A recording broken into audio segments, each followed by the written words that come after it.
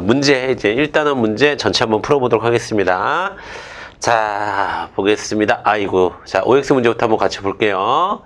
자, OX 문제에서는 여러분, OX 같은 문제 풀 때는 키워드를 정확히 체크하는 게 중요해요. 제가 키워드를 여러분에게 정확히 말씀드리도록 하겠습니다. 자, 1번. 자, 가정, 친구, 학교, 회사 이런 데에도 정치가 있다라고 하는 것은 여러분, 자, 국가현상설이 아니라 뭡니까, 여러분? 예, 집단현상설이 되겠죠? 집단현상설. 자, 그 다음 두 번째. 자, 국가만이 사회질서를 유지하기 위해 물리적인 강제력을 행사할 수 있다? 자, 맞죠? 국가현상설. 예. 자, 그 다음에 사회계약설은 국가 권력의 원천을 국민의 동의에 두고 있고, 그쵸? 맞아요. 국민들의 계약에 의해 국가 권력이 구성된다고 본다. 맞아요. 동의, 계약. 자, 맞습니다. 그 다음에 네 번째. 자, 홉스와 로크는 루소와 달리 국가를 인위적 질서가 아니라 자연 발생적 질서로 간주하였다라고 했는데, 여러분 모두 인위적 질서로 이해하고 있습니다.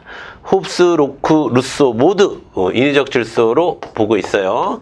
자, 그러니까 자, 4번은 틀렸습니다. 모두 인위적. 자, 그 다음에 5번 홉스의 이론은 로크보다, 예, 여러분 현대민주주의에 제일 가까운 거는 루소가 제일 가깝고, 그 다음에 로크와 루소 둘 다 가깝고, 홉스는 여러분 군주주권론을 주장했기 때문에 현대민주주의 국가와 좀 멀리 있는 거예요. 물론 이제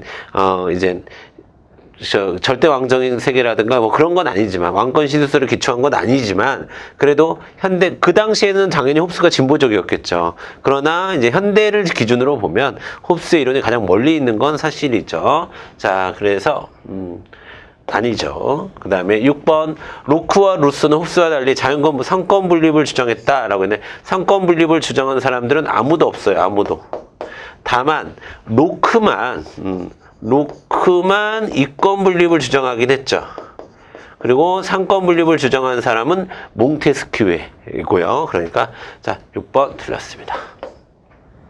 그 다음에 7번 보겠습니다. 로크는 정치 권력을 입법권과 사법권으로 분립해야 된다고 봤다. 로크 이권 분립론인데 여기는 뭐가 틀렸어요, 여러분? 자, 사법권이 아니죠. 입법권과 집행권 으로 분류했고, 당연히 입법권을 강조하는 그런 사상이었습니다. 자, 그 다음에 8번 보도록 하겠습니다. 루소는 개인 단위가 아니라 집단 단위로 사회계약을 체결한다 주장했다라고 했는데, 여러분 이것도 모두 개인 단위예요. 모두.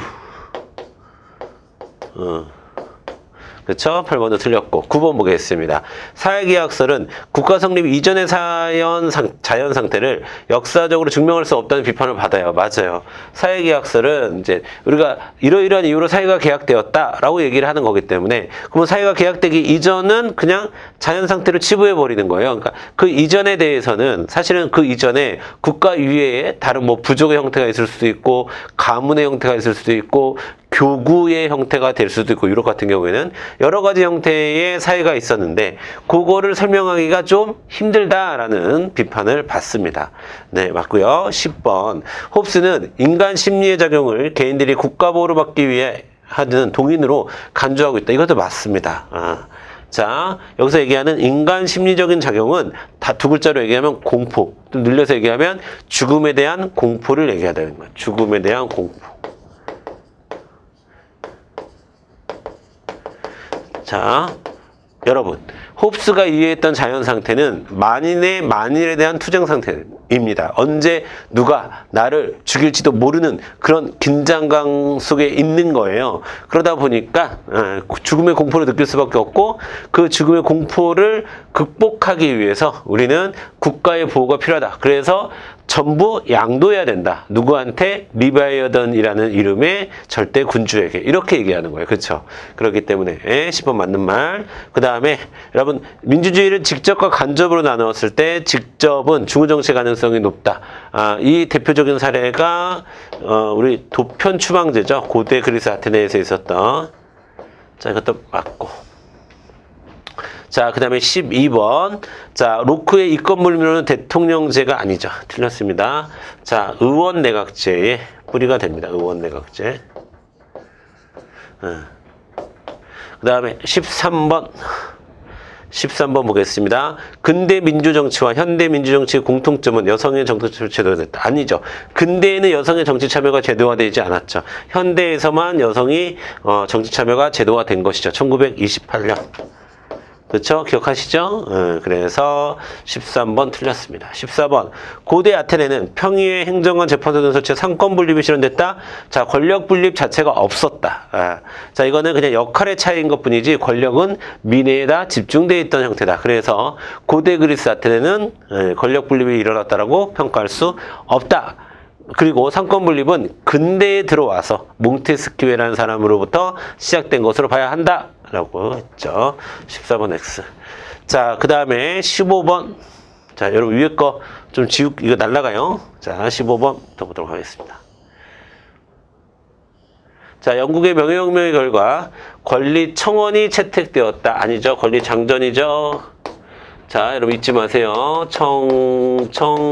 명장. 그쵸? 청교도 혁명에는 권리청원, 명예혁명에는 권리장전이 되겠습니다. 16번. 민주주의 국가에서 주권은 그 소재가 국민에게 있다라고 했는데 맞죠? 이거는 뭐 맞습니다. 자, 그 다음에 맞아요. 17번. 주권은 대내적으로는 최고성, 그쵸? 국민주권. 그 다음에 대외적으로는 독립성, 그쵸? 주권국가. 맞아요. 18번. 형식적 법치주의는 법의 지배를 강조하고, 그만 읽어야죠. 법의 지배가 아니라 이거 거꾸로 돼야죠. 형식적 법치주의가 법에 의한 수단으로서의 통치 수단으로서의 법의 지배를 강조하고, 실질적 법치주의는 목적으로서의 그 법의 지배, 실질적인 지배를 강조하는 거죠. 그래서 틀렸습니다. 합법성과 정당성을 모두 중시하는 형식적 법치주의는 그만 읽어야죠. 합법성과 정당성을 모두 중시하는 건 실질적 법치주의입니다. 그 다음에 자, 형식적 법치주의는 이것도 틀렸네요. 실질적 법치주의는 국민의 자유와 권리와 보장의 목적이 있다. 이건 형식적 법치주의라는 설명이죠. 자, 그래서 여러분, 자, 이거 제가 이제 해설도 달아놨으니까요. 여러분 해설지 보면서 다시 한번 정리를 해주시면 되겠습니다. 되셨죠?